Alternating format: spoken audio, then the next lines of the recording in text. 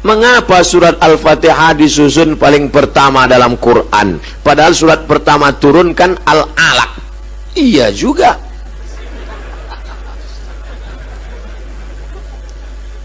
Di Medan nih kita kalau tanya jawab cerdas pertanyaannya. Nampak betul orang Medan nih hebat-hebat ilmunya. Tempat lain tanya, Ustadz, kenapa Nabi Adam sama Hawa itu nikahnya siapa pak kuahnya? Gitu. Awak pun bingung jawab. Kalau ini kan ilmiah dia. Turunlah wahyu pertama kali ketika Nabi sedang berada di Jabal Nur di Gua Hira.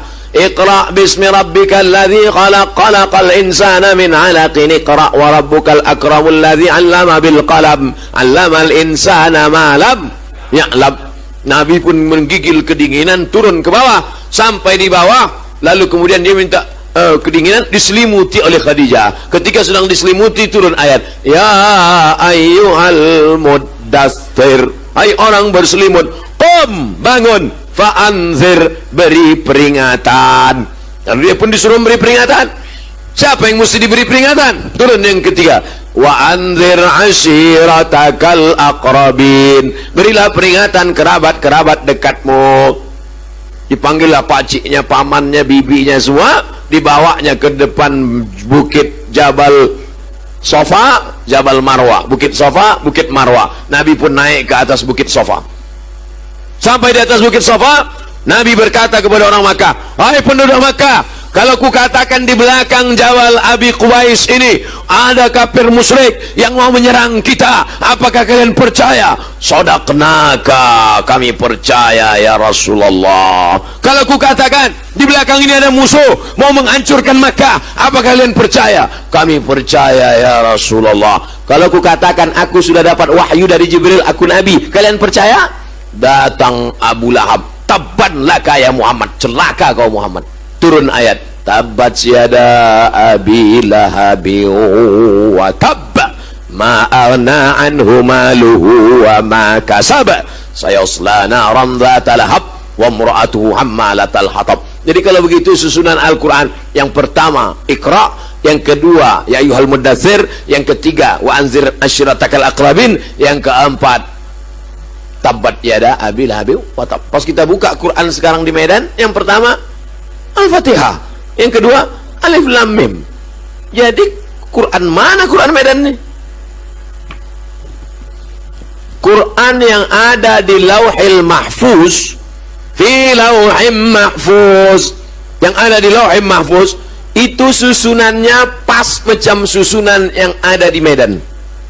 Al-Fatihah, Al-Baqarah, Ali Imran, An-Nisa, Al-Maidah, susunannya pas.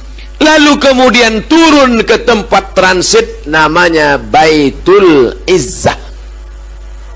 Turun di tempat Baitul Izzah, berhenti dari Baitul Izzah. Lalu dari Baitul Izzah turun ke Nabi. Itulah yang menurut susunan secara historikal, secara sejarah tadi. Datang Jibril membawa Iqra, datang Jibril membawa ya ayyuhal muddatsir, datang Jibril membawa wa ashiratakal akrabin, datang Jibril membawa tabbat syada, datang orang bertanya tentang haid, turun ayat haid, yas'alunaka 'anil mahid qul huwa adza, datang orang bertanya tentang sedekah, yas'alunaka 'anil madza yunfiqun, bertanya mereka tentang khamar, yas'alunaka 'anil khamri wal maisir. Lalu kemudian menjelang Nabi meninggal dunia, disusun lagi Al-Quran itu persis seperti susunan yang ada di Lauhil Mahfuz. Makanya mukjizat Al-Quran diantaranya adalah mukjizat cara turunnya. Turun acak 22 tahun 2 bulan 22 hari, 22 tahun 2 bulan 22 hari. Susunnya acak kadut kacau balau, tapi bisa disusun ulang sebelum Nabi meninggal persis seperti susunan yang ada di Lauhil Mahfuz. Jelas? Jadi Pak Ustaz, sebelum Nabi meninggal Quran itu sudah tersusun macam yang sekarang? Ya, macam sekarang, tapi ada di kepala sahabat, sudah macam ada sekarang. Al-Fatihah, Al-Baqarah, Ali Imran, An-Nisa, Al-Maidah sampai An-Nas, tapi tak ada wujudnya zahir, adanya di kepala mereka. Dalam bentuk apa? Dalam bentuk Quran digital.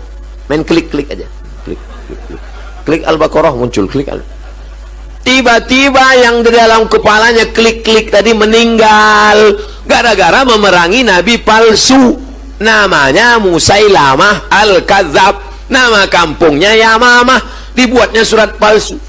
Wal fil wa ma adraka mal fil lahu zailun tawil. Demi gajah, tahukah kamu apa gajah itu? Ekornya panjang. Datang Abu Bakar Siddiq, perang, maka diperanginya lah si nabi palsu tadi, meninggal 70 orang penghafal Quran. Datanglah Umar bin Khattab menjumpai Abu Bakar. Wahai Abu Bakar, ya, ini Quran nampaknya harus kita bukukan jadi satu buku, karena Quran yang ada di kepala tadi udah banyak penghafalnya yang meninggal. Apa hikmah dari sini? Bahwa tentara-tentara zaman Abu Bakar itu adalah para penghafal Quran. Makanya anak-anak kita ini mesti hafal Quran. Nanti dia jadi tentara, tentara hafal Quran. Dia jadi polisi, kapolres hafal Quran. Dia jadi kapolri, kapolri hafal Quran. Dia yang akan memperjuangkan Al-Quran. Takbir. Nah, lalu kemudian setelah itu kata Abu Bakar, aku tak mau membukukan Quran karena Nabi tak pernah menyuruh, Nabi tak pernah membuat. Maka kalau tak dibuat Nabi adalah bid'ah, wa kullu bid'atin dhalalah wa kullu dhalalatin finnar. Kata Umar, ini kalau tak kita buat nanti hafal penghafal sudah banyak meninggal, ada manfaatnya. Akhirnya Allah membukakan pintu hati Abu Bakar, lalu ditusunlah tim, diambillah Quran-Quran yang tertulis di pelepah korma, di tulang onta, di batu lepes. Akhirnya jadilah satu Quran tertulis, tapi sudah ada di kepala para sahabat, mutawatir. Kalau satu orang gharib, kalau dua orang aziz, kalau tiga orang masyhur. Tapi kalau menghafal banyak orang, hafalannya sama, namanya mutawatir. Besok katanya ada pengajian Ustaz Somad ya? Iya.